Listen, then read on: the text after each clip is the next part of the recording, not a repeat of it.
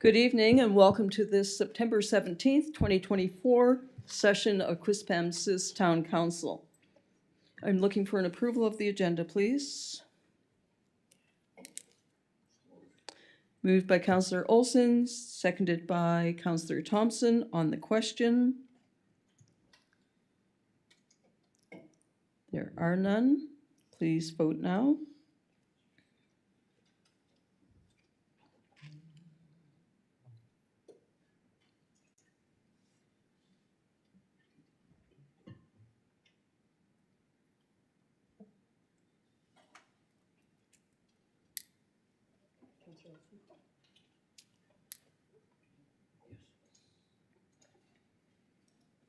Motion carried 5-0. Treaty acknowledgement, moment of reflection. Councillor Bigger, please. Thank you, Your Worship. We would like to respectfully acknowledge that Quispamsis exists on the traditional territory of the Wolastoqey, Maliseet, and Micmac people whose ancestors, along with the Passamaquoddy tribes, signed peace and friendship treaties with the British Crown in the 1700s. We would like to take this moment to pay respect to the elders, past and present, and the descendants of this traditional territory. And may we remind ourselves of the important work that we have before us tonight. May we make good decisions without prejudice or bias, and always in the best interests of our community, which we are here to serve. Thank you, Councillor Bigger. I have a few remarks this evening. First of all, I want to begin my remarks with a reminder about the important public engagement session coming up tomorrow. Staff and consultants are hosting an open house at the McCluskey Brothers Conference Center at the Qplex on Wednesday, September 18th from 4 to 7 to discuss the ongoing discussions on Ritchie Lake. The town is trying to learn more about the health of the lake and what options may exist to improve and enhance its conditions in the future. Along with the open house, a survey is available on the Have Your Say page of our website, where you are encouraged to put your input. The survey will be available until September the 30th.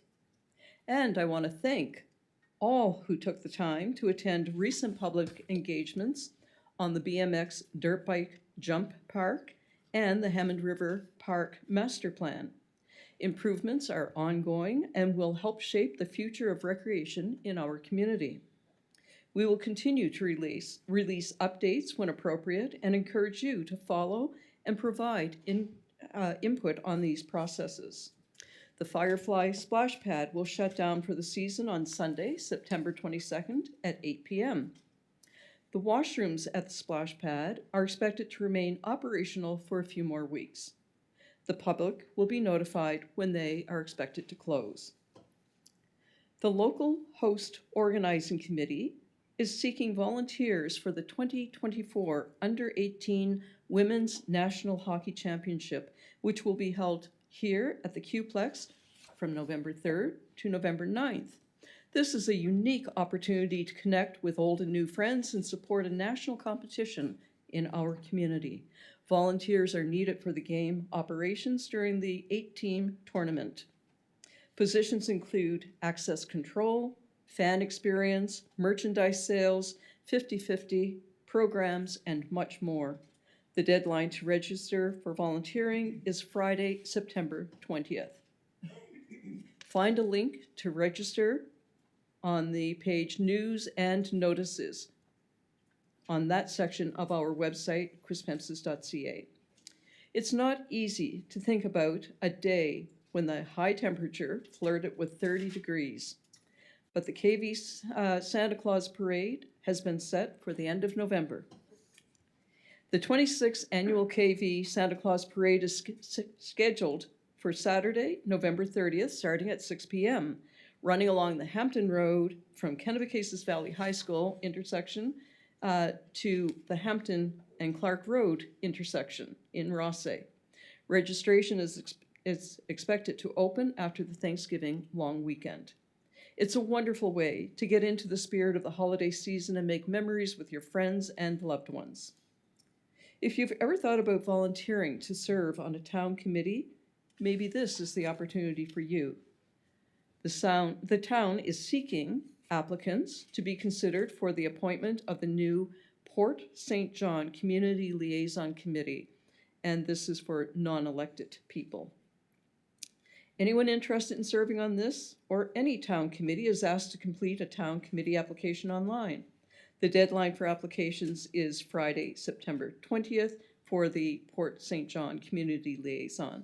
For more information, please contact the clerk's office at clerk@quispamsis.ca. This is Sustainable Transportation Week in the Fundy region. The Fundy Regional Service Commission is working with all its member municipalities to promote the use of sustainable transportation initiatives in our communities. These can keep us active and healthy, help us save money, and prompt good decisions for a better environment. Follow the FRSC on Facebook or Instagram for more information on Sustainable Transportation Week. The third annual Municipality Week is now underway in New Brunswick. This week, municipalities across the province recognize the contributions of elected officials, municipal staff, and volunteers. The day-to-day and long-term operations of our communities rely on the hard work and dedication of these individuals and departments. The town of Quispamsis is proud to recognize Municipality Week. Rail Safety Week is September 23rd to September 29th in Canada and the United States. We must continue to educate ourselves and our families about staying safe around railways and understanding the regulations and laws that govern them.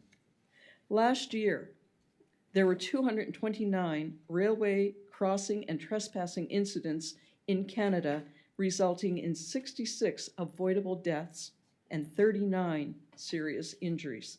For more information on rail safety, check out Operation Lifesaver on the CN website, cn.ca. And finally, Saturday, September 21st, is Usher Syndrome Awareness Day around the world.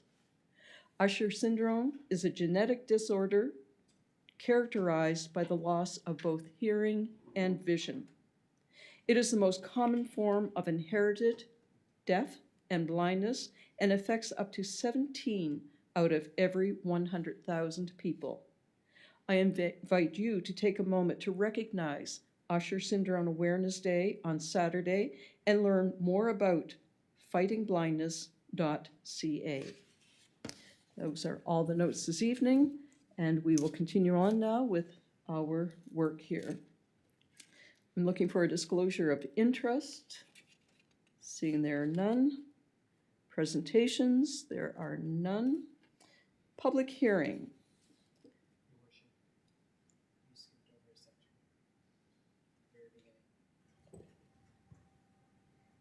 I skipped something, did I not, Councillor Donovan? What's that, sorry? Go It's, ahead. you skipped over, if you go to approval of Oh. agenda, there's a request for an addition that has to be done.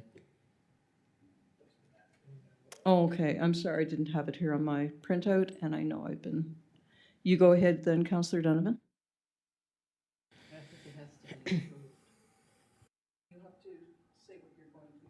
Oh, Make an addition to the agenda, yes, correct? So you go ahead and tell council what you would like to make the, I mean, addition. I have a letter that I can read once it's approved by council. I don't feel appropriate doing it before. However, it is it's regarding the upcoming election, just a request for council to invite other prospective politicians to come in and share what they like about share what they think for their campaigns and so on, so we can get an idea. So Councillor Donovan, I didn't see the letter, but is this to have the leaders come in for a discussion or just any politicians at all? So in the letter, in the very beginning, it does say the leaders and or their nominated candidates. Just looking, it's very simple. I'm just looking to have either the leaders or the candidates for Quispamsis come in. It's been done in Riverview, Moncton, Fredericton, just so they can share a little bit about themselves and their campaigns. Thank you. That was a motion by Councillor Donovan to invite politicians to Quispamsis to speak on their platforms and also to exchange ideas with other probably municipal or federal politicians. So it's been moved by Councillor Donovan. Looking for a seconder, please. Are we not just moving to have this added to the agenda? To have it to the agenda, yes. And just a point of order, is it not already on the agenda under the correspondence section? When I look down at item 9, isn't that the same thing? It had to be added. It wasn't added. It had not been added, apparently. A motion. So it's been seconded by Councillor Luck on the question. Please vote now.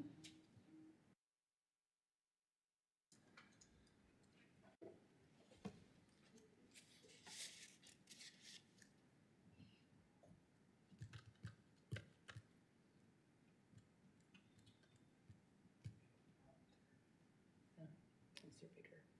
I'm sorry I didn't get a prompt, but I'll vote in favor of the motion. Motion carried 6-0. Thank you. Sorry about that, Councillor Donovan. Oversight on my part. Public hearings, item number 6A, 258 Hampton Road, PID 251959, Elm Tree Multiple Residential Apartment Development, request to amend development agreement. Okay, cool. I think it moves to correspondence. It'll be under correspondence.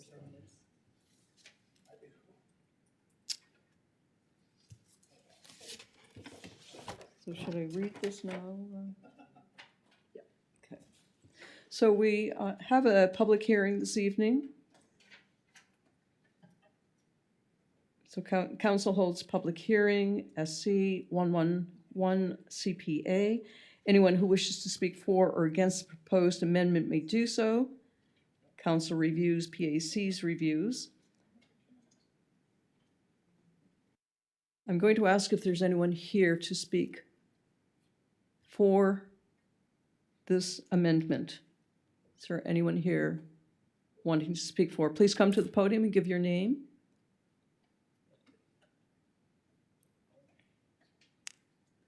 Good evening. I'm Greg Zwicker. I'm a planner with ZAP. We're working with Jonathan. We're the applicant on this file. We have a very short slideshow. We can show you what's been adjusted since PAC. If you have a few minutes, we can go through that. Are we good for that in a public hearing? Yes, go ahead. Nathan Carter and I are partners on the Hampton Road project. We currently have 108 units under construction over on Dobbin Street and on Dever Road on the west side of St. John. We know that we're pre-renting units at a pretty quick pace, and we know that demand is tremendous in the community for new housing, not only for the people moving into this housing project if we get it going, but also to free up more single-family homes that they'll be moving from. We appreciated all the feedback from your questions last time, as well as PAC. We've come back with some changes and addressing a bunch of the concerns that were brought up. We're excited to present them here to you tonight. And as we start to wrap up our projects early this year, early in the 2025 in the spring, we're really excited to be able to start over here and start construction on Hampton Road. So I'll turn it over to Greg, and he'll go through some of the things we've been adjusting. Okay, yeah, thank you. This is only, I think, 6 or 7 slides. We don't want to take too much time. Just a little intro of the site. We all know where it is, some of the amenities around here. Basically, for us, it's an urban site. It's in close to services, walkable, bikeable, not one of these sort of suburban edge sites. So we put a lot of interest in that. Go to the next one, please, Tim. This is our slightly revised site plan from the PAC meeting. But the summary of the project is 160 units, 176 parking spots. We're going to hit on that again. PAC had a lot of discussion about at least a 1-to-1 ratio. We were under that at the PAC. We've now raised that number up to be, we're over the 1.1 requirement. 96 surface and 80 underground. So the two blue buildings both have underground parking in them. Okay, next slide, please. Some renderings of where we were going with the design, just to kind of give you a feel of what the front ones look like. This one, the back building, you're going to see us talking about sinking that into the hill and bringing it down to a 2.5-story elevation in this rendering. it's shown full height. We didn't have time from last week to this week to rerun the render, but you can get an idea for the feel and the look of the finishes of this site. Thank you. This was in our application around the development agreement, some of the asks. Dwight may be hitting on these as well, but there was an increase in the number of units from the previous DA. There was a self-storage facility that was being removed and the third apartment buildings being put in. Some revisions on the plan with landscaping, driveways and parking, a bit of the project description changes. And there's some stuff there about the minimum frontage, minimum floor area, and then the parking 1-to-1. That'll be in Dwight's staff report, so I'll skip that one. Go to the next one, please. Okay, PAC, yep. I'm gonna have to keep looking at you, sorry, there's only a couple more here. So PAC gave us about 6 or 7 recommendations on the left, and the right is sort of what we've done since then. We were in below 1-to-1, there's now 1.1, so we're going above that 1-to-1 requirement for parking. The first building, which is actually the third building back in the site, we would start construction in the back, get that one done, and then pull forward and finish up towards the street.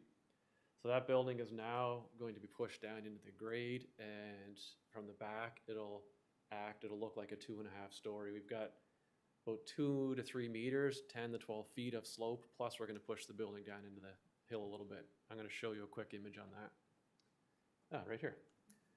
So the left side is the street behind, that sort of 2.5, 3-story house. We've got the slope coming down. We're doing a little retaining wall there, and our whole parking lot will be sunk down. So we won't be up at grade with the house. And in the end, that puts the top floor of this similar or lower than the third floor behind us. So our goal here is to save the trees in the back. There is a new privacy fence being added in. There's gonna be a pretty good screen and a lot of setback from that rear property line. The next couple recommendations were around traffic studies, so that's getting baked into the development agreement. That will be finished and follow through with before any permits are issued. The comment last time was about the southeast corner where the driveway was close to the property. It's actually the southwest corner when we looked at our plan. Was fairly tight. The back property line has that angle on it, so we've pulled things away. We put another 5 meters of space in there. So we were 4.4 meters off with the driveway. We're now 9.4 away from that back corner. That's the closest point to the back line. Next one. Oh, here we go. So new plan. The gray hatched, I don't know if I can point at anything, is where the driveway was, and the plan underneath is where the driveway is now. So that entire left side of the screen, we push that over another 5 meters to enhance that buffer along that neighbor. I'm just gonna come here. Sorry, This is where the concern was with PAC. The driveway was here at this dash, it's now out there, so we went a full driveway width over. And the other comment was around fence. We talked about retaining, there's a fairly huge setback here. This closest corner is 30 meters off the back line. So the next slide shows that, right? Yeah, I know, it gets wider as you come back here. So what we're doing is recommending a fence go in the turn of the road for any lights or any traffic coming up here. You'll have the fence in the turn. Then you'll have the remaining landscaping buffer and then the yours. We don't want to go into that landscape buffer to build a fence. We're going to have to cut down trees to build a fence. I think that will do more damage than good. So next one. Here's the last 3. From PAC, there's a recommendation around no trees be cut except what is required for the development. So we'll work with Dwight. We'll get that into the text of the DA. Parking's gone to 1-to-1. We've increased the buffering. And maintaining the buffer, that'll also be a contingent article of the development agreement. Next.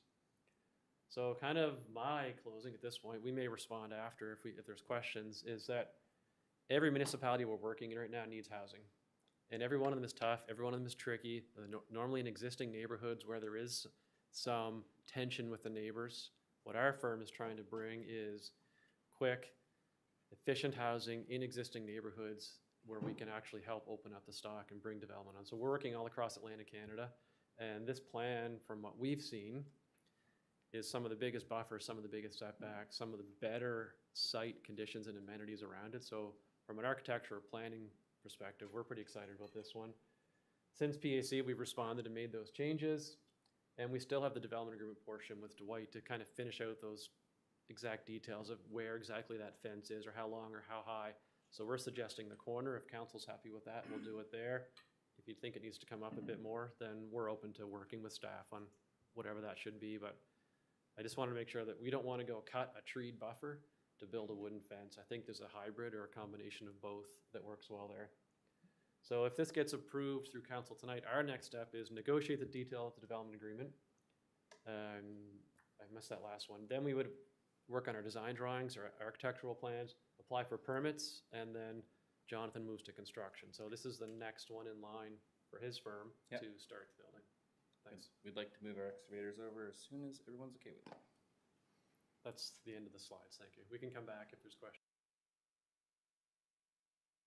Thank you, gentlemen. I'd ask now if there's anyone here to speak for or against the project. I will ask 3 times. If no one comes to the podium, we will move forward. Is there anyone who would like to speak for or against the project? Good evening. Please state your name for the clerk. Your Worship. It's Sheila Henry, and I'm a resident at 63 Pete Drive. And so I do abut directly onto the development. My second time here for this specific development, and I appreciate the opportunity to do so. I did send a letter to PAC, and if you have the letter that I sent to yourself, the letter is identical in its wordage and its comments as far as being against the development of more density. And again, back to a third building. I know when you're a resident, and I certainly want to let it be known that my philosophy is not one of those people who says, not in my backyard. I've been here before, long before some of the terms of yourselves here at this council, with regards to another proposal over 20 years ago, and we were very happy as residents for the development of that, excepting in those days we didn't have the issues or we didn't have any water. There was just a lot of different things on that development that was turned down. I wholeheartedly agree. If I can give you a little of my background, I do have my folder here with me. I've been a realtor for 34 years in this town, and I appreciate the opportunity to have served a lot of people with their housing needs. I definitely know, having still operating and being a manager of a real estate company right now, that the housing needs, the very first thing that was on Jonathan's proposal here to changes, is a high need. There is no question about it. And please give me my 10 minutes, because I may take that. Anyone who knows me knows I like to talk. But we do need that. There's no question that we need housing. I think the issue with this is the fact that you are looking at a development that is 34, 35, or more years old, just up the hill there. You're looking at high density going into people's traffic patterns, into the children who walk to school, some children who live in the neighborhood who have difficulties. You're looking at different alteration of a whole neighborhood by putting up the first 2 buildings. Now we're looking at a third building, and that third building, in fact, I don't know if it's the first time I've heard tonight that it's going to be sunken. Well, that wasn't on my issues of concern, but if you're going to sink that building into a hill, what's going to happen to the water tables for all those of us behind it? It's something to think about. I have obviously noted a lot of different things. I've had a personal discussion with the builder, and we agree to disagree. There's certainly no animosity on behalf of myself and my husband with regards to development. I want to see development in the town. I want to see it be something that is attractive, that is a walking score, that certainly does offer residents a place to go. I wanted to also make a point that Statistics Canada and Realtor.ca, which I think everyone is very well aware of those organizations, talked about the neighborhood. And when you're looking to fill a neighborhood, Jonathan did mention that a lot of people might want to downsize. But when you're looking to fill a neighborhood, a lot of people who are looking to buy want to know about the neighborhood that they're moving into or that they're buying into. That neighborhood of Cedar Ridge Park consists of 91.5% homeowners at the present time. 8.5% are renters. That's not a statement pro or against owning or renting. Not at all I mean, we look at the buildings that have been put up already. McKay has put up buildings. There's a new building going up just beside the school, a low-rise apartment building. So I'm very well aware of the development that is going in the neighborhood, and certainly want to express to council tonight that I, for one, as well as I'm sure a lot of my neighbors, believe in pro-development. We need housing. There's no question about it, but we need it to be, I think, of an appropriate place for it.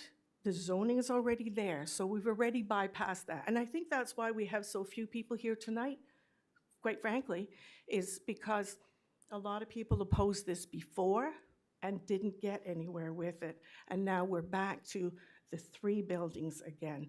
So I request that council consider our concerns. It is a place for public engagement. I guess we're more than public here tonight because we're private citizens in this town who wholeheartedly love this town and love the development. I, for one, love the development that we're seeing. We're growing, we're expanding. There's a beautiful development up in behind Shanix, which is multi-density, but it's fitting into a brand new area where if you're going there or you're living there, that's what you expect. But that's not what we expected 34 years ago, and it's certainly not what I expect now, and I would really hope that council would consider very, very engagingly, if you will, our concerns. Thank you. Thank you very much, Mrs. Henry. I will ask again, anyone wishing to speak against this proposed amendment, please come to the podium and please give your name for the clerk. Welcome, sir. Caver. My wife Carolyn and I live at 2 Balsam Court. So we did send a letter into PAC, so it wasn't included in the package tonight. It went to PAC before their consideration. So it felt like a rewind. For 4.5 years we've been discussing this, and to put a human side to it, we've bought and sold land over those 4.5 years, preparing to move based on what the different proposals are over the time. So, but we've been there for 28 years, and I believe the gentleman from ZAP implied that it wasn't in a suburban area, but it's certainly surrounded by single-family residential homes. So in the past, I don't believe it was forced on them. I believe the developer came back with a revised proposal which took away the 3rd building based on the consultation of I believe the previous council. And now here it is, we're back with the 3rd building. The original 3rd building had 24 units. We now believe it has 60, although I don't believe that's specified in the current plans, how many units are in each of the 3 buildings, but we were told it was 60, and to go from taking away the 3rd building to putting the 3rd building back with over twice as many residents in that building, it's up and down so much, and the variances are piling up. Ultimately, we would not have the 3rd building, and the packing 65 people into each of the 2 front buildings, it seems like a lot of people on a 4-acre lot. Picture a 4-acre lot beside your house with 160 housing units in it, right? And that's the concern of the residents, is the traffic, the noise, the light. The residents weren't given the benefit of seeing the updated plan until I believe an email came out this morning, maybe with the changes based on PAC's recommendations. So we haven't really looked at that. I'm interested in the thought of putting a fence around the parking area in the back, not just on the corner, but around the whole parking area in the back, and leave the natural buffer, as opposed to putting a fence on the property line and still allowing the lights to shine around. So anyway, I can't say much that Mrs. Henry already didn't say, so just register us as thinking that it's too many people on a 4-acre lot, which the corner of that lot is inside a school zone. And yeah, that's it. Thank you, Mr. McCaver. Is there anyone else wishing to speak against this amendment?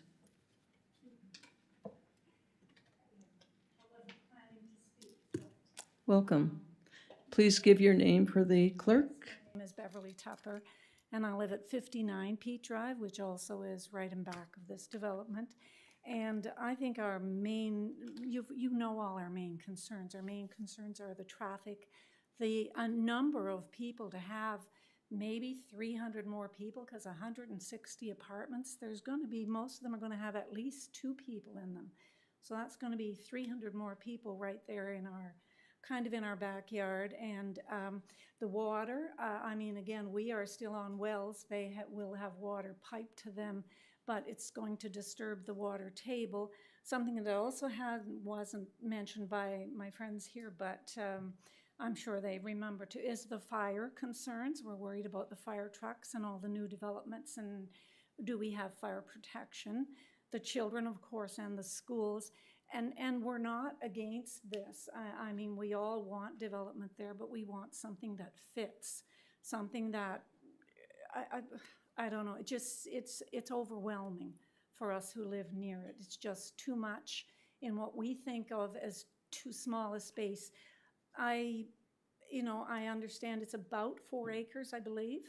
And to me, I mean, I don't know what an acre is really, but again, I'm repeating myself. It just seems like too much for that area.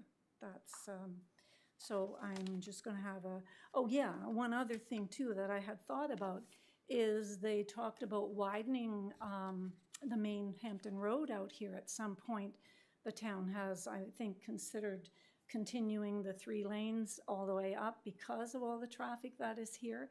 So what happens then once this apartment, because, and again, I don't understand things as well as builders do, but I understand they've asked to kind of move out a little bit to give themselves more room. And then if you want to widen the street, is that going to hamper that? You know, because, and we all know, I'm sure all of us here have at some point, I mean, traffic everywhere. There is no slow traffic now, maybe from 3 or 4 o'clock in the afternoon, but it's very, very busy. So thank you very much. Thank you, Mrs. Tupper. Once again, if there is anyone who would like to speak against this amendment, please come to the podium.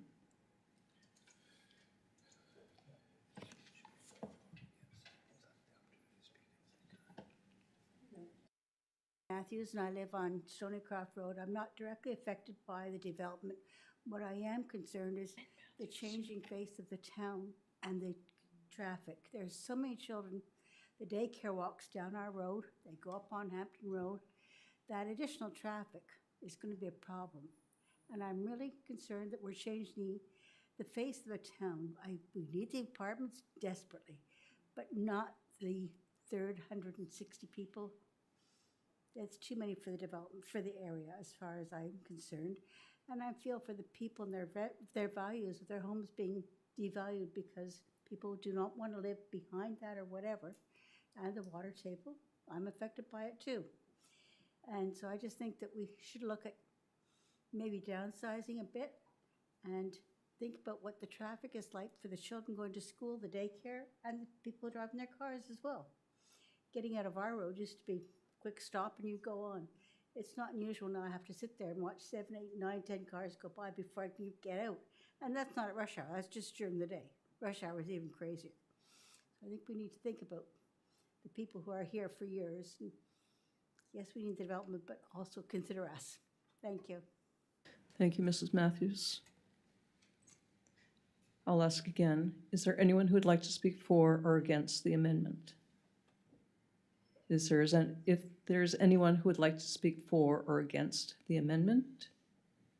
Is there anyone who would like to speak for or against the amendment?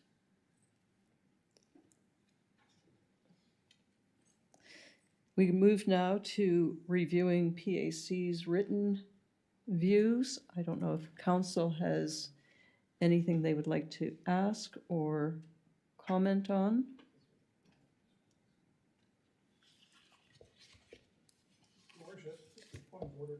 Which,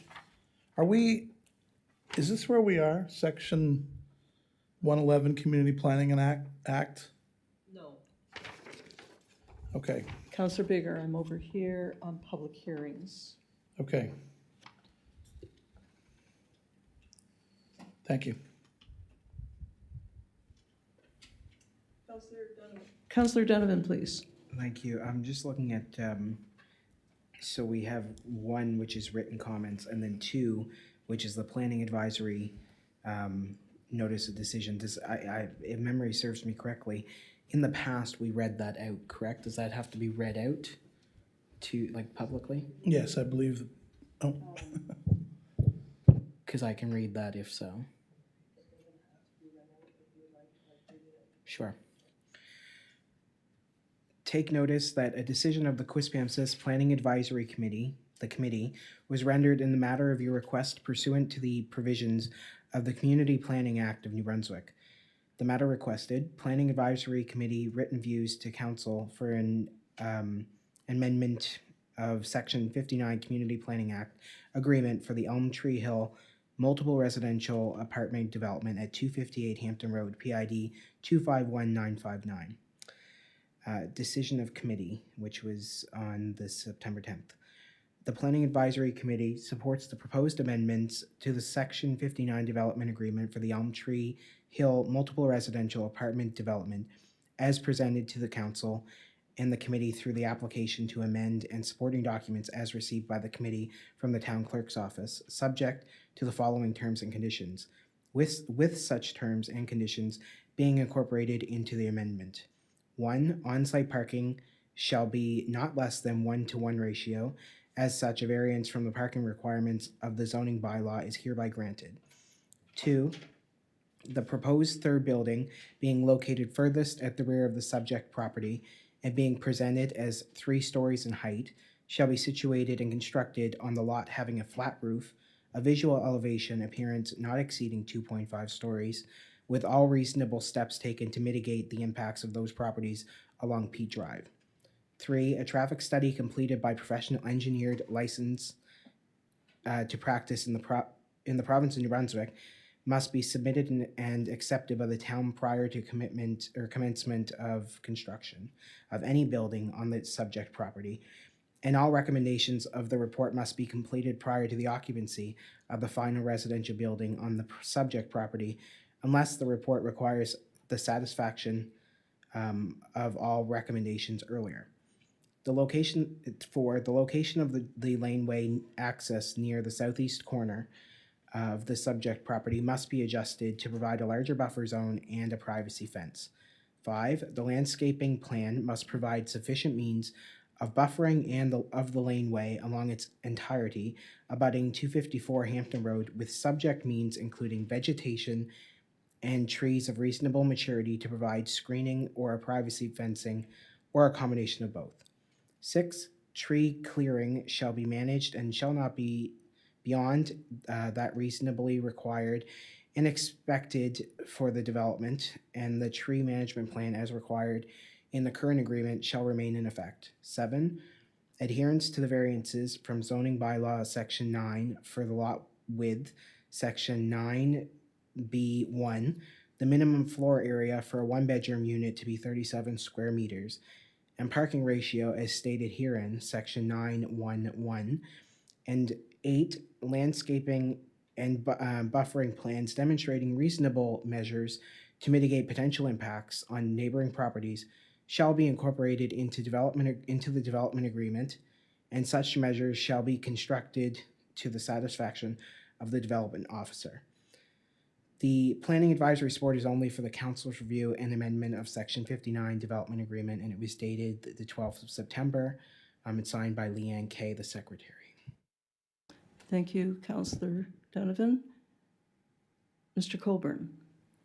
Thank you, Worship. Just through your point of order, just wondering if the applicants will be coming back to address any questions. Yes, I'm going to invite the applicants back to answer questions from council, please. please come to the podium.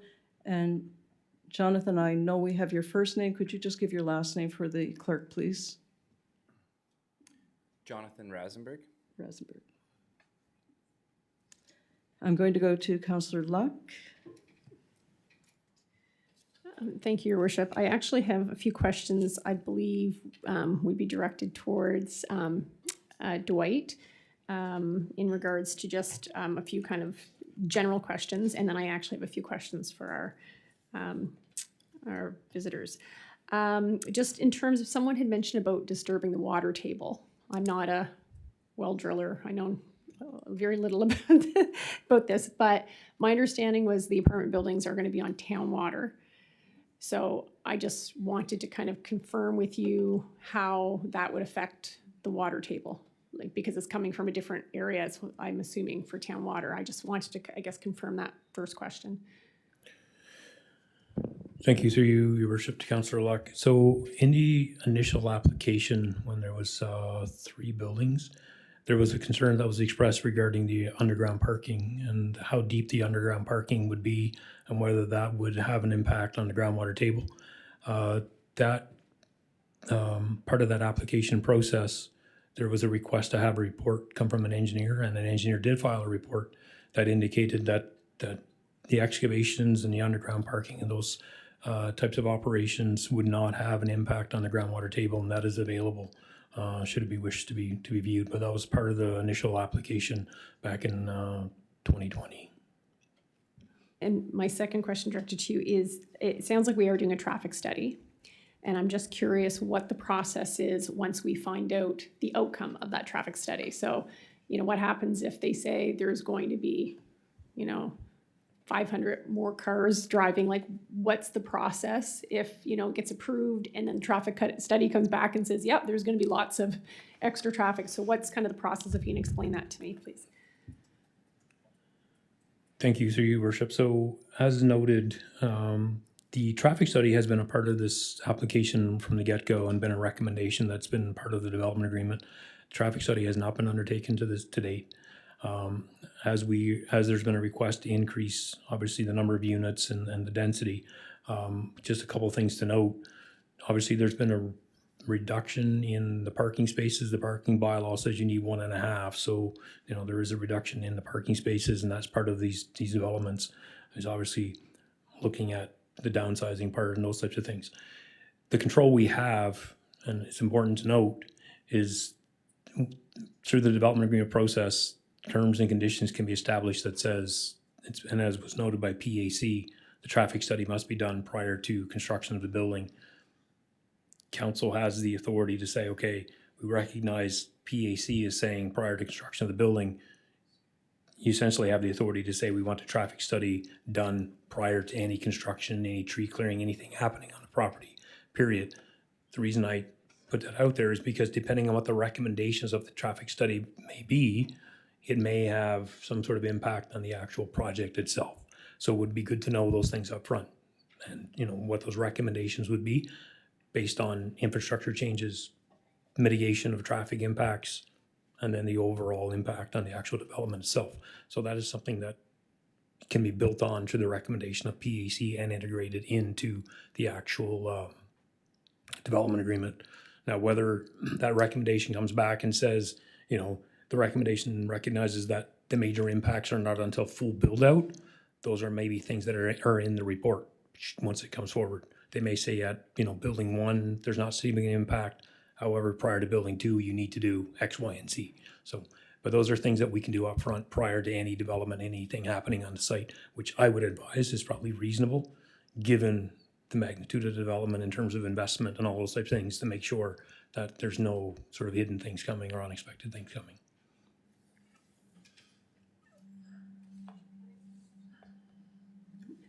Okay, thank you, Dwight. And then thank you for coming tonight.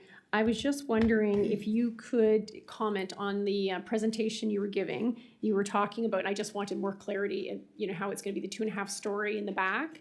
So I guess my questions would be: is that cutout? Is that like, is the parking below grade as well? And then also, can you just talk about the privacy fence? Where exactly would that be located? Is it just along the roadway, or is it all along the property? Thanks. We can put the plan up and show it again if Tim can get back to it. Sure.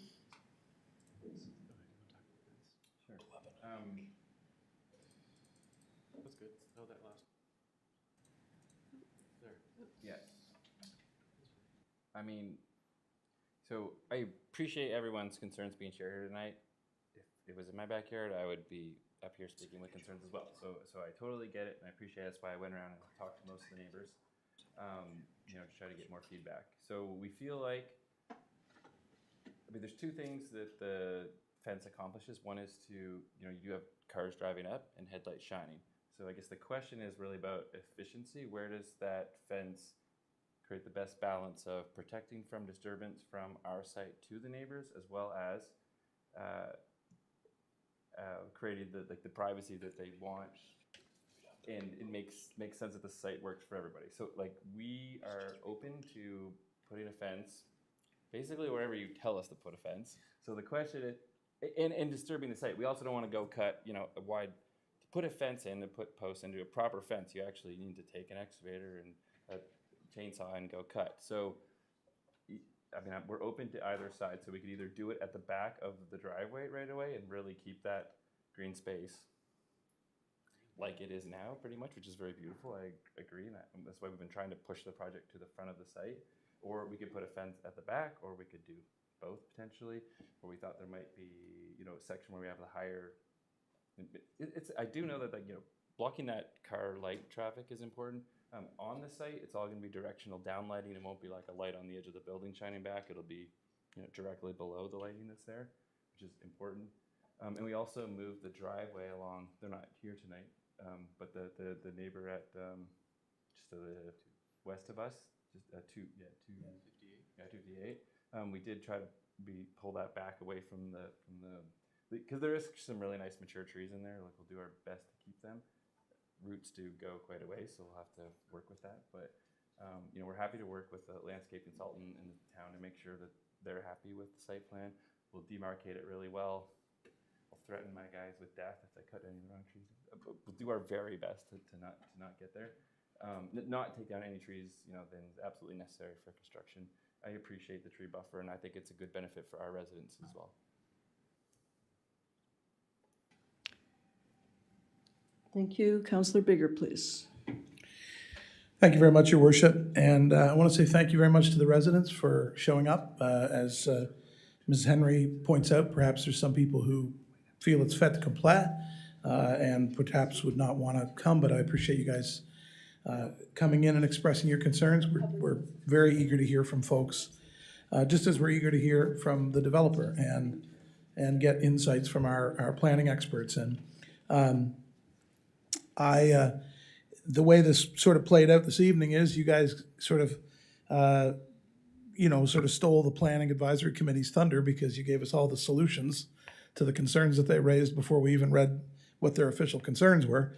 But as it turns out, it seems that largely, you're trying to adapt in accordance with what they're indicating. And I appreciate what you're getting at here. Certainly, there has been, a lot of concern about the sight line of the third building at the back. Nobody wants to feel like they can't have coffee in their kitchen without people peering down at them from, soaring up high above. It seems like the graphic that showed kind of that sort of horizontal, kind of lateral, sight line with the 2.5-story strategy that seems to address that pretty well. And you seem to have expressed a lot of commitment around maintaining as much mature tree growth as you can, right down to not wanting to cut trees down to put the fence up any more so than you would have to. I wanted to just say that in terms of the traffic study, it's timely that there's been, I think, a bit of a concern expressed about, well, the traffic study, why hasn't there been a traffic study done yet? Well, it's kind of timely that it hasn't been done yet because, right, here we are considering something that is different from where we started. And so it would be, in one sense, poor use of the town's money. I think we would be compelled to probably revisit it if we were to, oh, right, thank you, good point. In that case, But, and I also note that there was some concern about maybe this was sort of a tactic to somehow create a more profitable project. And I think when you were here the last time, we were discussing costs and the changes in costs, and ZAP was not always part of this project, for example. And so investors have changed, and the strategy has changed, and you've regrouped. And from my perspective, as someone who is almost daily kind of concerned about good stewardship of the resources of our town, and that includes our housing stock, which we talk about a lot, I'm certainly eager, as has been expressed even by the residents, that housing stock increase in our town. So I appreciate that, you're kind of sticking with it. That's not to say it's a done deal, but I do appreciate that. I wanted to just speak about, from personal experience, the issue around the concern around cars and parking. I live at 309 Hampton Road, across the street, McKay's building that was built there. And my partner and I each have a car, and she parks underground and I park above. And you buy your parking space, of course, underground at that building. But we are real outliers in that building. The majority of people, and off the top of my head, I almost can't think of anybody else in the entire building who has more than one vehicle. And so, from my experience, I don't think that threatens to be a problem. There was a concern expressed in a letter that was sent to us about the possibility of cars being sort of, parked all this, askew and here and there and everywhere. I think that we were concerned about the 0.75 parking situation. And notwithstanding that being something of a standard in development these days, as was pointed out in a letter, by virtue of the absence of a transit system, a daytime transit system in our town, give us time on that. But bearing that in mind, one-to-one parking, I think, is probably quite effective under the circumstances, and from my own experience, I would say that is certainly what I'm seeing in the building where I live, which is probably about the closest comparative, measure you can take here in our own town. Your building would have a lot higher bedroom to parking spot ratio than we would, because we're going to be doing more mixed one. Yes, one plus of course, two. So right. if you're not having a problem there, Right. that would be our situation, but even maybe a little bit better. Yeah, I think the majority of units in our building are 2-bedroom units. 2 and 3. Yeah. I designed it. Yeah, right, exactly. There's some 3 and there's some 1, but as you say, what you're developing here is different that way. And just let me quickly check my notes. Oh, Mrs. Tupper, my aunt, expressed concern around fire and emergency services. And I'm not on the fire board currently, but I used to be. There was discussion many times when I was on the fire board around the capacity of our emergency services to manage these buildings, because of course, if you drive through Rosshead, there's lots of them happening there now as well. And there is a new ladder truck that's on order that is designed to be able to measure up to these buildings. And there is training that our fire department has received, and it's ongoing, related to how to get into these buildings when needed. And one of the things, for example, was a concern was expressed at one point around being able to get around to the back of the building. Again, look at where I live. There's no getting a truck around to the back of the building where I live, right? Now, in this case, that's not really an issue, but just bear in mind there's a strategy in place that the fire department has a training. And essentially what happens is they go up to the top floor on the front of the building if there's a fire on the back, and they go through one of those apartments to get to the back of the building, and that's just how it's done. Even as they're making their way up the stairs, of course, also, and getting hooked up to the system. But I just wanted to point out that as of my last tenure on the fire board, there is adequate training and equipment to allow for protection of residents in buildings like this. And as far as the road widening that would happen and the traffic capacity out on Hampton Road, it's a school zone, I guess it just broaches the school zone. And I live within that school zone, so it's lots of fun to pull out and be in a hurry to go somewhere, and it's 30 kilometers an hour when I pull out of there. There was some concern expressed about people wanting to head for the highway, pulling out, turning right onto Hampton Road, then immediately taking a right onto Pinewood and going up through the subdivision. And again, I'll only speak for myself, but I never do that when I'm going to the highway. I find that it is a pain and it's slow. And so I just take a straight shot down Hampton Road and then I go up the arterial. And so I can't account for what everybody would do, but I just wanted to say my driving habits, living there, heading for town, and sometimes even for the other side of Rossay, I'll still go that way. And when I come home from wherever I've been in the city, what have you, I always take the arterial exit. I don't go through Rossay to come in, not just because I'm a Quispamsis counselor, but because I find that's the most direct and expedient way to do it. So I don't know if that allays anyone's concerns about, suddenly all kinds of cars creeping like little scarabs through that subdivision, but I don't really know anybody who does that very much. Of course it happens, I'm sure, to a certain degree, but those are the things I wanted to point out. We actually have a plan, as some people would know, related to expanding the width, like widening out and rebuilding Hampton Road. It's in relation to expansion of water infrastructure development. We're pursuing funding for that right now. There's a design for that, and so it's not something that we're not going to be caught unawares in terms of whatever implication it has on Hampton Road in that regard. So anyway, just some thoughts I have, and I appreciate your information tonight, guys. Thank you, Councillor Bigger. I'm going to hand the chair over to Councillor Thompson.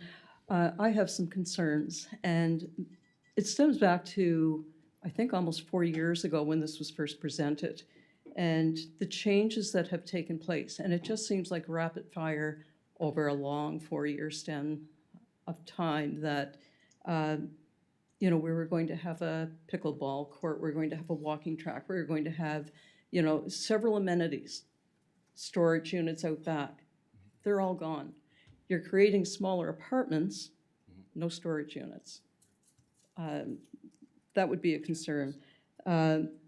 The lowered building that's going into the side of the hill, was that taken into consideration when the water study was done? Or is this new? Because if that's the case, then will it be required that another water study be done to see if it's impacting the flow of water off the side hills and so forth? Traffic study, that was requested back in 2020, and it has yet to be done. There's been nothing done. I'm glad it wasn't done in 2020 because things were topsy-turvy.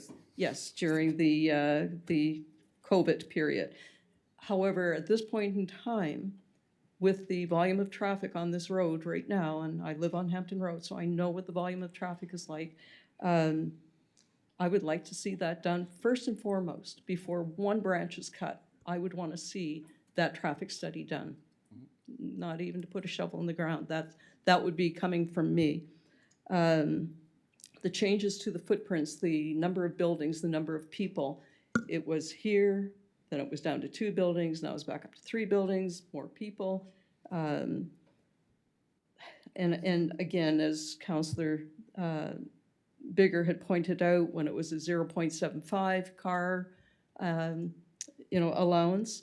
And I know we are trying to become more, I guess, free of vehicles, less dependent on vehicles and that sort of thing. The reality is, even if people living in these apartments had 1 car, what is the accommodation like for that number of vehicles? So those are concerns, but so many changes. If you had put shovels in the ground at the first rendition that you had brought in, for whatever reasons that didn't happen, and we're now 4 years in and still we're changing things and coming up with new ideas. I don't want to say on the fly, but I'm just wondering, is this it? Is this the final crusade? I'd be happy to address a few of those Sure. questions, Your Worship. So 4 years ago, long time ago.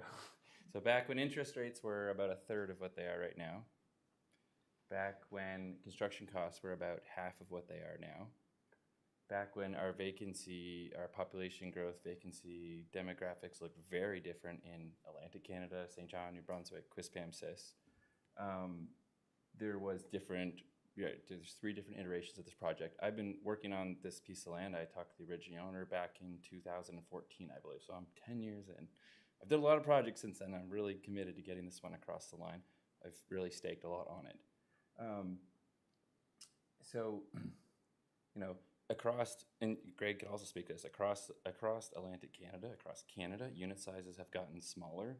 So in recognition of the fact that the unit sizes are smaller, you know, we could fit the same amount of units on you know, within that same footprint. Like we can go from 50 to 65 and have, you know, I don't want to build units that people can't afford. It's important that it's meeting the demand of where the affordability is now in the market, and that's part of what's driving these design changes. When we originally started this project, the buildings, so 2 things, I guess. So we didn't have any rentable storage in the valley at that time when we started this project. Now there is rentable storage at 2 different sites. I know neither of them are full at the moment. As well, that we've rejigged, not in this drawing, but we will be having like a 1-to-1 storage parking space to storage locker in the underground parking. So it's not as much storage space, but it's still a pretty reasonable amount, which we'll see underneath. A lot of that third building, which we are trying to keep equivalent to what it, like height-wise, is what a 2.5 or 2-story, you know, building would be, a regular house that would be there, probably closer to the line potentially if it was developed for something else. You know, part of that is having a building without underground. Underground parking is very expensive. As I've explained, it's in the 50 to 60,000 plus. You have to have more robust mechanical and ventilation systems. So it really does drive a significant amount of cost. And I have to get that parking revenue back through the rental of the units.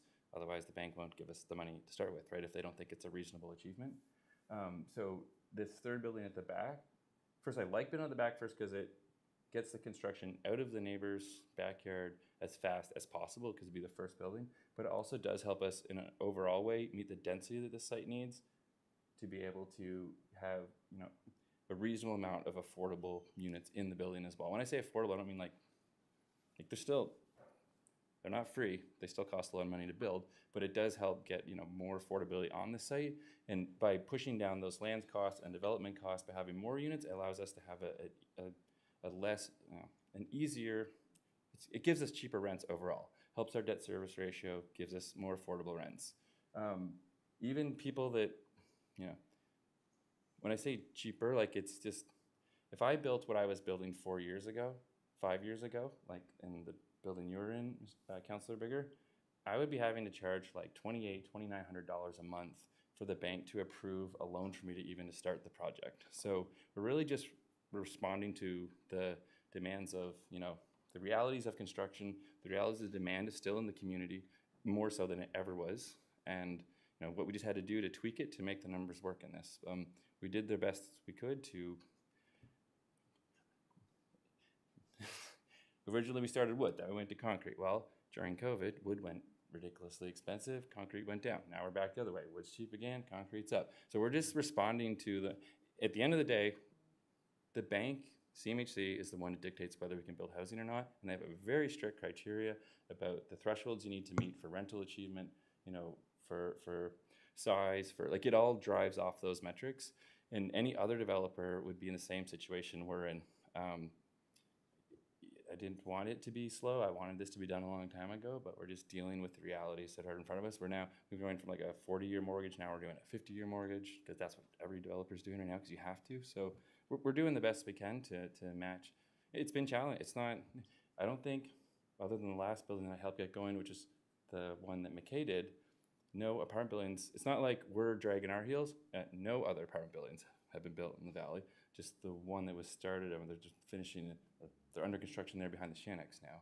So I don't think we're in a different boat than any other developer would be coming here and expressing their, you know, their vision and what they want to do. They think is practical achievement. Thank you, and thank you, Councillor Thompson. So the traffic study is going to be done in the near future, is going to be done, have you got a date for that, or? Sounds like we're starting it tomorrow morning. Tomorrow morning.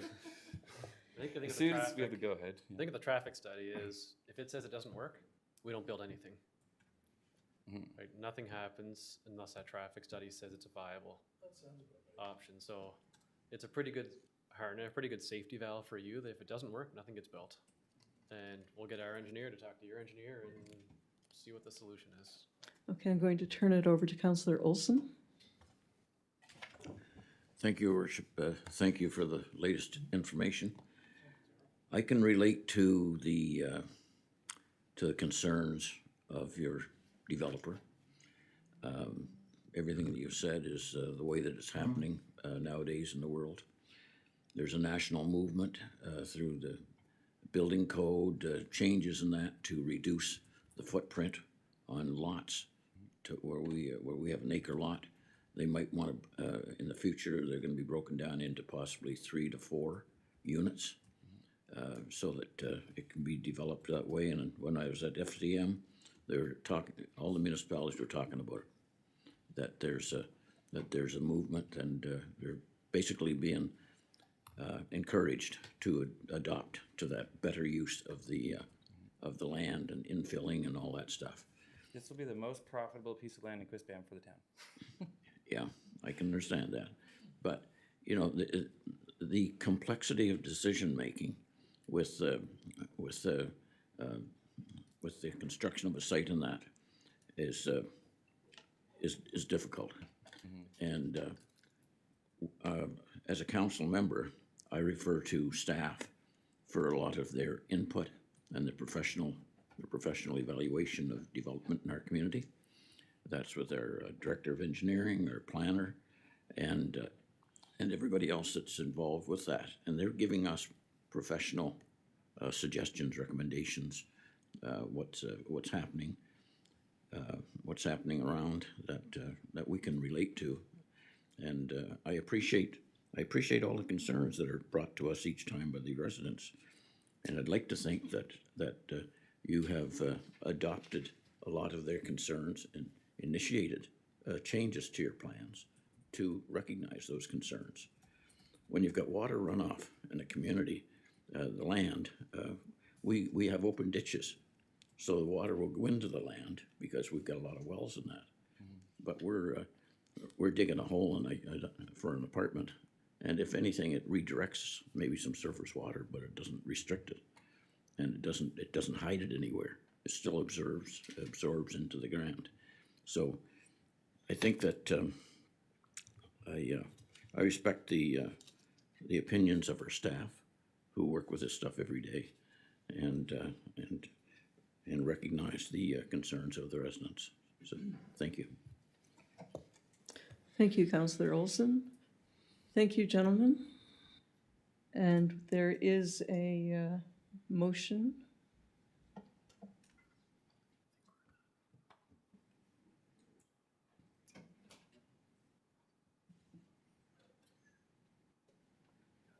Councillor Bigger. Yes, Your Worship, I'll move council requests the town solicitor prepare the amendment to the Elm Tree Hill Development Agreement in collaboration with the planning director and development officer for review and consideration of approval at a subsequent regular meeting of council. Thank you. It's been moved by Councillor Bigger, seconded by Councillor Olson. On the question.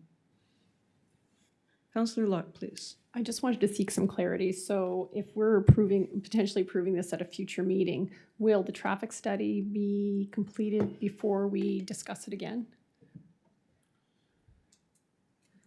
Gentlemen, would you like to, or Dwight, I'm sorry. Thank you. Thank you, Worship, through you. So that will be a condition of the development agreement, and as the applicant has indicated, if it doesn't happen before we have the development agreement, if the recommendations make it not viable, then the project doesn't happen. We have to come back and revisit it. So really, it hinges on the recommendations of the study. So whether it's done before the agreement or after, that's what the project sits on. So. Thank you, Mr. Coburn. On the question, please vote now.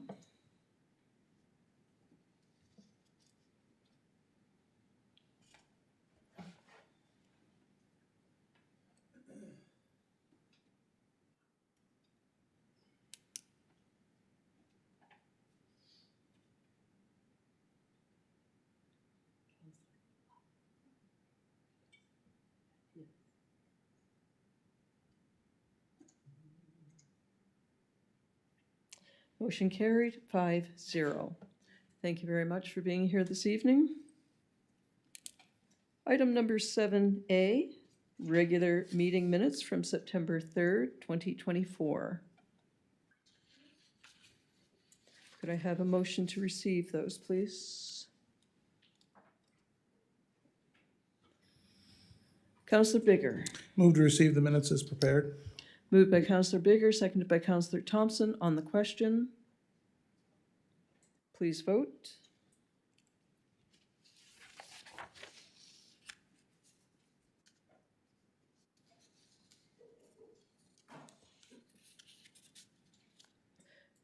Motion. Thought it came up. Wishful thinking. Yeah, I saw you. Motion carried, 5-0. Unfinished business, 8A. Correspondence from Councillor Miller, request for summary of consultant costs for 2023 and costs for various studies, and a staff report from the town treasurer.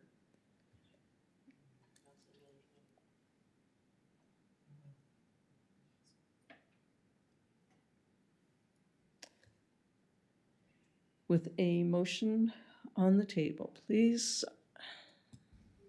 Councillor Bigger. Thank you, Your Worship. I guess I would move that we table the item until Councillor Miller can join us to champion the discussion on this item. The motion is just to receive and file. Oh, pardon me. That's the proposed motion. I would request, I think, that, I mean, this is here because I believe Councillor Miller has been eager to have a discussion around the horseshoe about it. So I think I would move that we table this item until Councillor Miller's return for a more fulsome discussion before we receive and file. Councillor Bigger, could we change the word table to postpone until Councillor Miller is available? Defer, table, postpone, whatever. If we Whatever's table, appropriate. it means that it's going to be a long period of time, that's all. I see. Postpone is fine. Okay, thank you. And it's been seconded by Councillor Luck. Hang on a sec would work too. On the question. Please vote.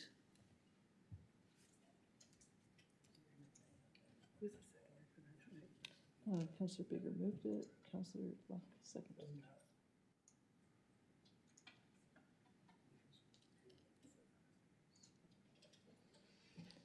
Item number 9 is correspondence. There is none. Item number 10, bylaws.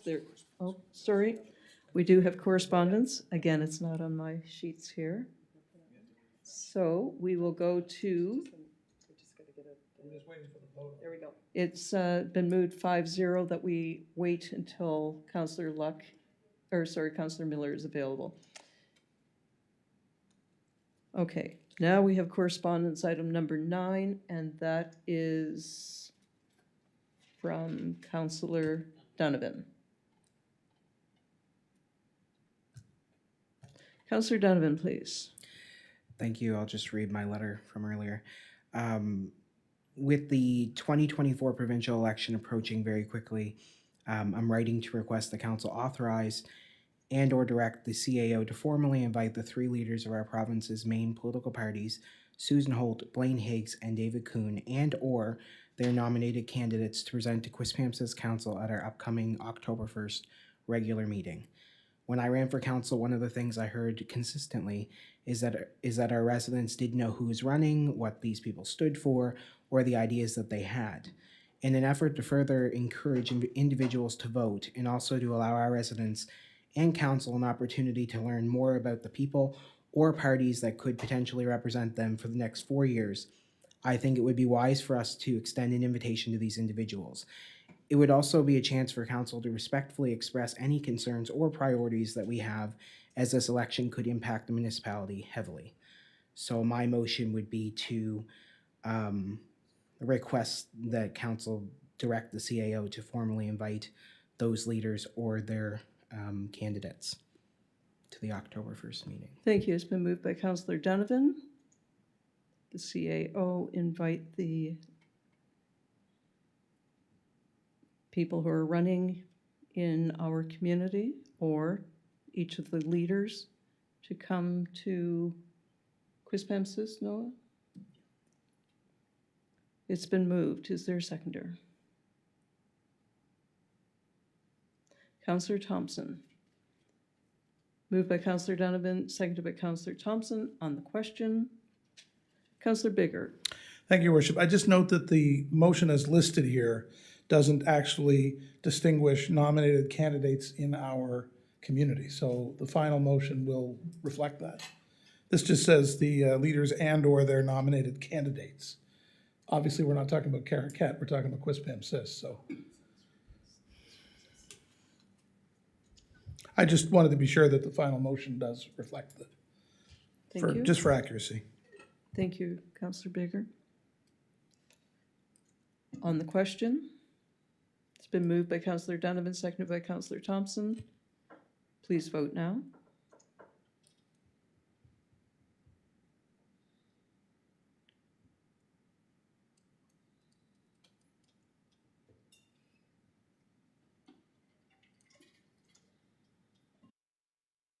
Motion carried 5-0. Item number 9 is correspondence. There is none. Item number 10, bylaws. There are none. Item number 11, new business. A, nominating committee's recommendations for various committees and staff report from town clerk.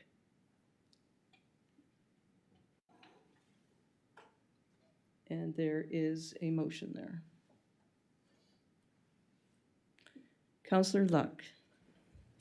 Thank you, Worship. I have something that I do want to read.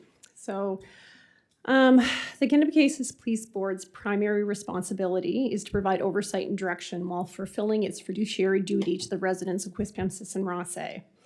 I have deep admiration and respect for the dedicated police officers and staff who provide exceptional safety services to our community every day. Since the start of my term on council, I've been honored to serve on the police board as an elected official. I've dedicated many hours to this role, performing my duties with care and diligence, always prioritizing the interests of our town and making decisions in the best interest of Quispamsis residents. Just over a year ago, in June, this past June, the nominating committee renewed my appointment for a 3-year term, which would coincide with the end of council's term. I believe I still have much to contribute to the police board, and I'm currently serving as its vice chair. Recently, after asking questions regarding oversight and governance, I was informed by the nominating committee they would be recommending my removal from the board. I strongly oppose this decision and have made it clear to the nominating committee that I believe it is punitive. When I ran for council, one of the things I ran on was transparency. In my opinion, the perception that removing someone from a board for asking uncomfortable questions can be a slippery slope. And I respectfully ask my fellow council members to vote against this recommendation and allow me to continue to serve on the Quispamsis Regional Police Board. So I'd like to make the motion that council accept the recommendations excluding the removal of me on the police board in this matter.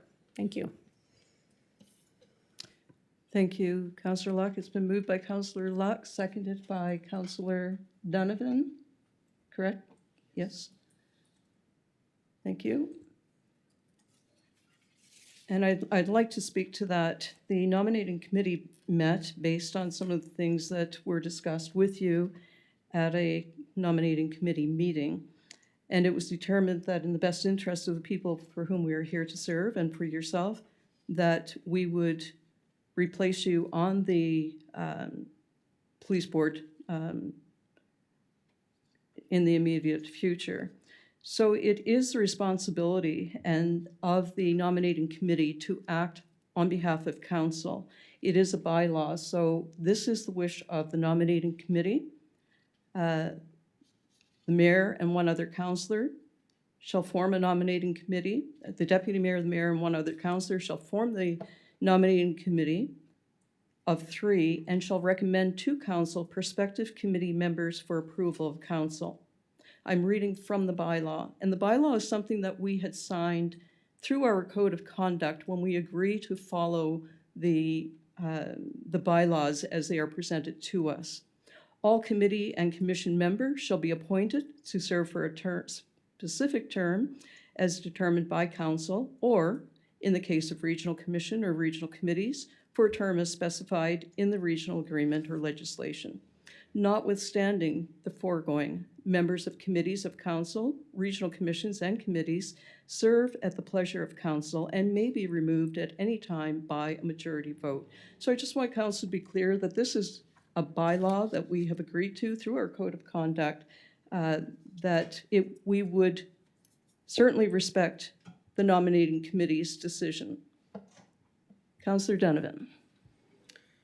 Thank you. I'll start out by saying that I do oppose the removal of Councillor Luck from the police board. Throughout her tenure on the board, Councillor Luck has worked diligently to ensure that our taxpayers' money is spent in logical and appropriate ways. She has worked hard and put in many hours of her time to help keep the board on track. She has indicated that she is capable and willing to continue, and if there is a reason she shouldn't, as determined by the nominating committee, then I believe that it should be stated for council to decide. Otherwise, she's doing a wonderful job and should continue in her capacity as a commissioner. As a councillor with 4 committee assignments, 2 of which being a part of our big 3, fire, police, and library, it worries me that in the future, if I have issues that I need to seek guidance for, it may result in my termination.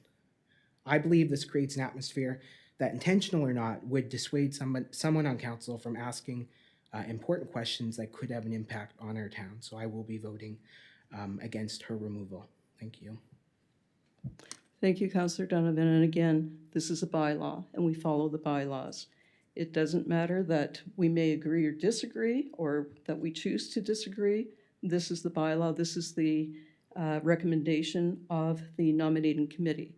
The reason why, Councillor Donovan, you were not privy to the discussion with Councillor Luck is that that was a private discussion, and I will not reveal the terms of that discussion because I feel that would be inappropriate on my part and on the part of our committee.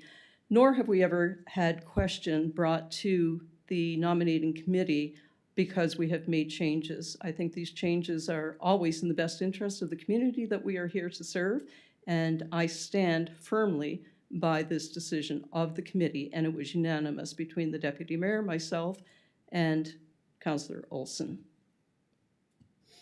Councillor Luck, please.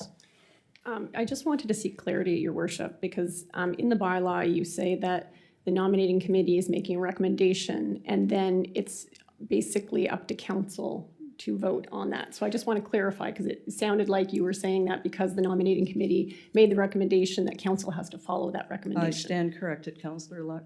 Councillor Donovan, please. And I would like to point out that there were the 3 of you on that committee. However, the deputy mayor was absent, so it was 2 people making that decision from the view of it. But I may stand corrected. You are to be corrected because at the time when we had the discussion with Councillor Luck, the deputy mayor was present. So I will leave it now in the hands of council to vote, please.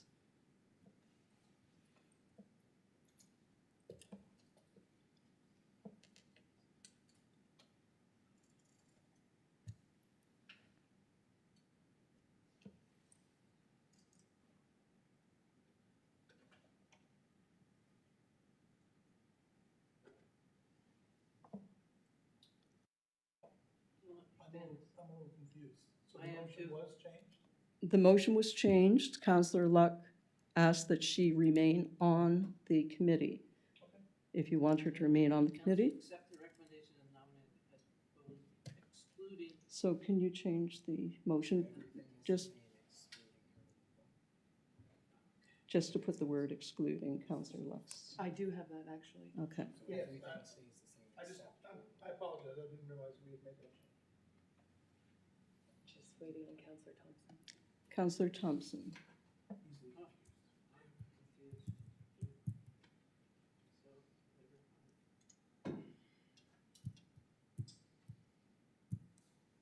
Motion carried 4-1. Thank you. So Counselor Luck, you will be remaining on the Police Commission. Counselor Thompson, you will not be moved up to the Police Commission.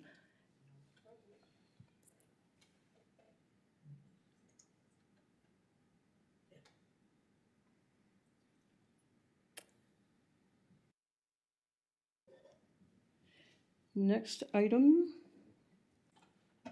item 11B, RFP number 2024TQ08-6, janitorial services for municipal facilities.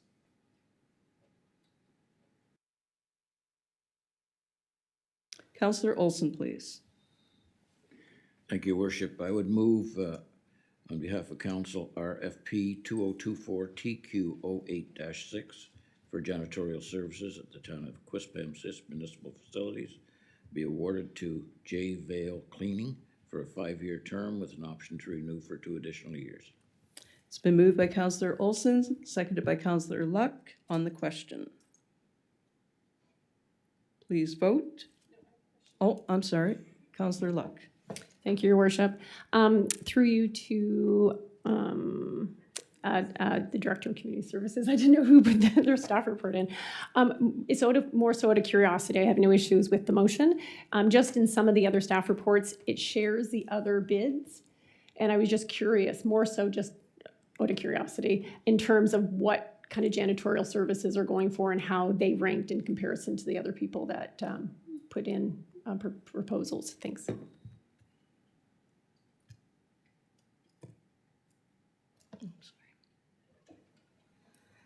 Thank you, Your Worship, Councillor.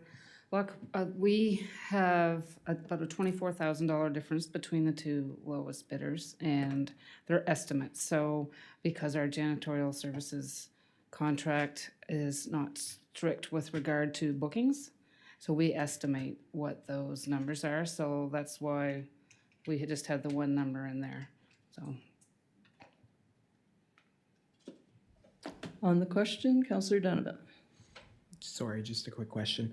I actually didn't know that we got them to do or maybe it's the first year that they're doing it, but the washrooms at the Firefly and the bike park. Are they doing that like once a day, or is that how does that work? Like how often do they clean that? Daily when it's open. Okay. On the question, please vote.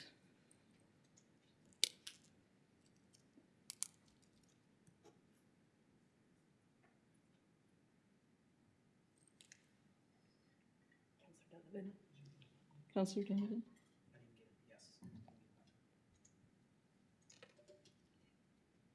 Motion carried 5-0. Item C, request for the waiving of reduction of facility fees, 2025 staff report from Director of Community Services. Councillor Bigger. Thank you, Your Worship. I move council approve the waiving of the 2025 facility fees requested by Canadian Blood Services, Royal Canadian Legion Branch 58, Kennebecasis Crime Stoppers, and KV Quilt Guild.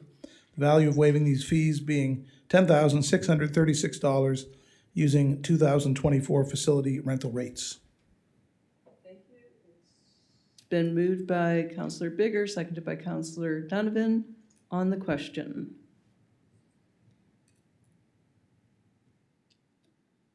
Please vote.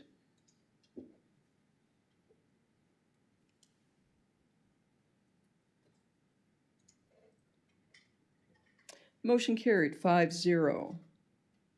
Item 11D, Drainage Improvement Projects, Tender 2024 TQ08-9, Staff Report from Engineering Manager. Counselor Olson. I would move the town award the drainage improvement tender 2024 TQ08-9 to the low bidder, Debley Enterprises, for the bid price of $147,855 plus HST. It has been moved by Counselor Olson, seconded by Counselor Olson? No? Bigger. Bigger, okay. Moved by Counselor Olson, seconded by Counselor Bigger. On the question. Please vote.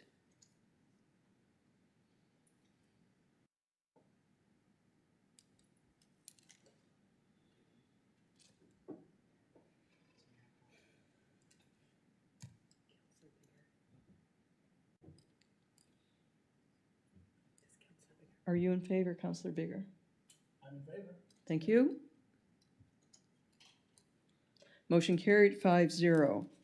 Item 11E, Moose Mountain Farms Limited, Scott Brothers Limited, and Town Quispamsis, release of easement agreement for 478 Hampton Road, PID 00440362. Councillor Luck.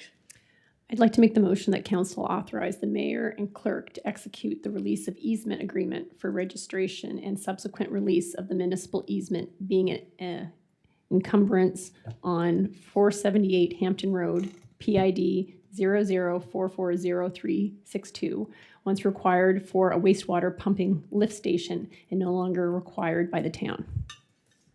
Thank you. It's been moved by Councillor Luck, seconded by Councillor Donovan. On the question, please vote.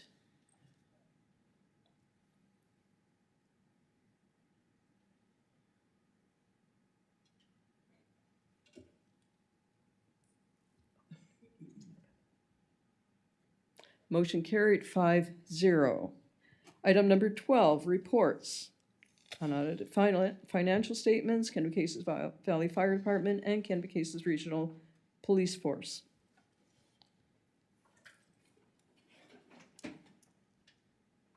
Nothing need be done with those, unless somebody wanted to speak to one of them.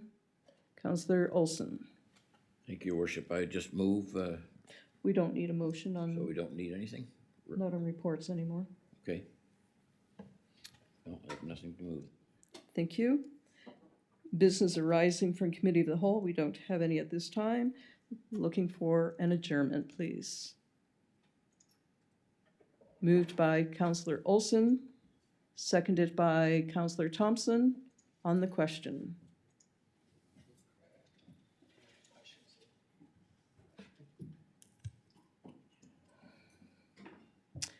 Motion carried 5-0. Have a safe drive home, everyone.